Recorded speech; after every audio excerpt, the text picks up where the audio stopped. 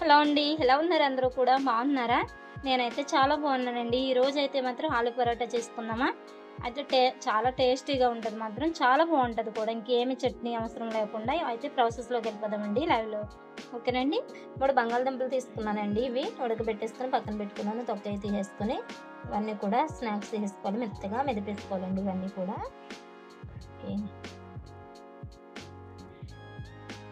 ఇలా మెత్తగా చేసేసుకోవాలి. మెత్తగా ఉడికిపోయినాయండి ఇవన్నీ కూడా. అలాగే దీంట్లో మాత్రం కొద్దిగా అర టీ స్పూన్ వామేసుకోవాలండి.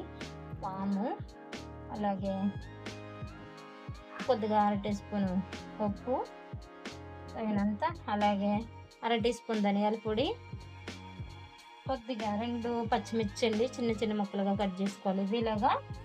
అలాగే ఒక పావు టీ స్పూను కారం అండి. మామూలుగా మా వాళ్ళకి ఎక్కువ అవుతే మళ్ళీ నచ్చదు అదే వచ్చింది.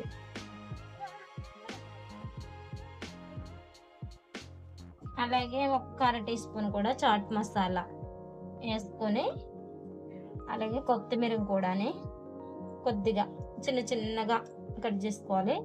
ఇవన్నీ కూడా ఇలా కలిపేసుకొని ముద్ద పక్కన పెట్టేసుకోవాలి.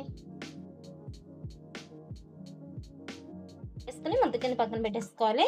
ఈ లోపల మళ్ళీ గోధుమ పిండి చూపిస్తానండి. అలాగే ఒక కప్పుడు, పెద్ద కప్పుడు అండి గోధుమ పిండి.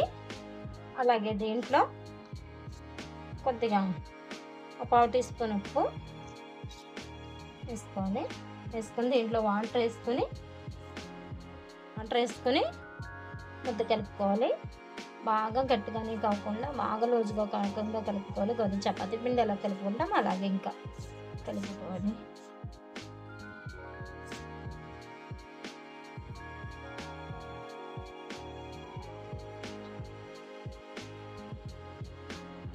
ఓకే, ఇదంతా కూడా ముద్దలా కలిపేసుకోవాలండి. ఇలా చపాతీ ముద్ద ఇలా కలిపేసుకొని ఒక్క 10 నిమిషాలు పక్కన పెట్టేసుకోవాలండి. ఇవి ఇలాగా ముద్ద పెట్టేసుకోవడమే. పక్కన పెట్టేసుకొని 15 నిమిషాలు అయిపోయిన తర్వాత ఇది ఎంత స్మూత్గా ఉందని పిండి ఇలా వచ్చేసుకొని దీన్ని బాగా కూడా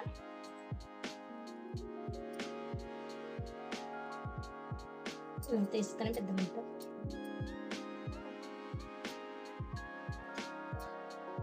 ఇలా పిండిలో అద్దుకుని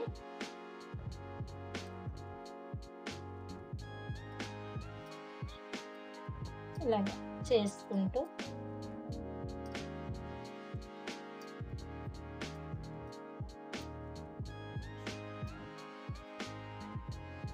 ముందు తయారు చేసుకున్న స్టఫ్ ఉంది కదా ఇంట్లో పెట్టేసుకొని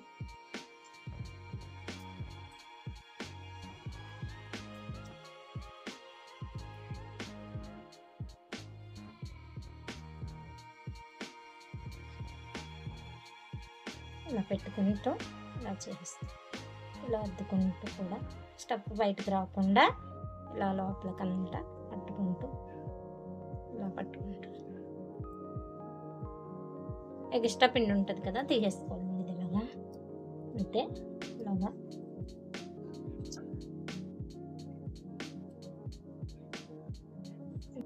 బాగా గట్టిగా తోమేయకుండా ఇలాగా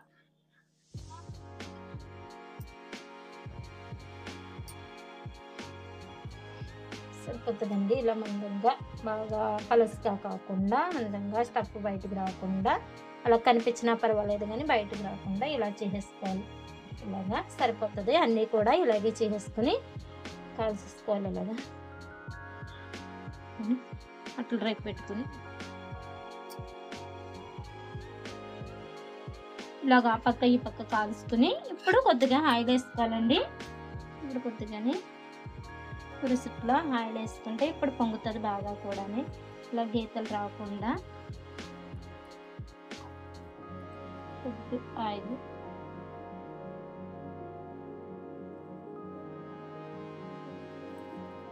ఇలా పొంగుతుంది బాగా కూడా. మనం ఇంకేమి కూర ఇంకేది ఎక్కర్లేదు. లోపలలాగా బంగాళదుంప స్టఫ్ ఉంది కాబట్టి సరిపోతుంది. ఇలా కూడా ఇలా తినేయచ్చు, బాగుంటుంది కూడా. ఇప్పుడు కూడా మనం చపాతీ బోర్ కొట్టినప్పుడు వస్తుంది. ఇది ఇలా చేసుకుంటే కూడా చాలా బాగుంటుందండి. ఒక్కసారి ఫ్రై చేయండి. ఇలా దోరగా బాగా కలుసుకోవాలి. ఇలాగా కలిపిన తర్వాత తీసేసుకోవాలి. మిగతాయి కూడా అలాగే కాల్చేసుకోవాలండి. ఇవన్నీ కూడా ఇలాగే కూడానే అండి. ఆలు పరాటా రెడీ. ఎలా ఉన్నాయో టేస్ట్ చేసి చెప్తానండి. మీరు కూడా ఇంట్లో ఒకసారి ట్రై చేయండి. ఎలా వచ్చిందో కూడా మీకు కామెంట్ చేయండి. అలాగే వీడియో నచ్చితే మాత్రం ఒక లైక్ చేసి సబ్స్క్రైబ్ చేసి షేర్ చేసుకోండి. అలాగే కామెంట్ కూడా చేయండి. ఎలా ఉన్నాయో కూడా టేస్ట్ చేసి చెప్తాను. ఇప్పుడు ఇదిగోండి స్టఫ్ అయితే ఇంకా చట్నీ అవసరం లేదు అసలు కూడా.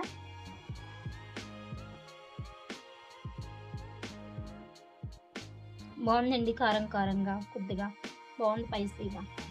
ఓకేనండి. వీడియో నచ్చితే మాత్రం లైక్ చేయండి, షేర్ చేయండి.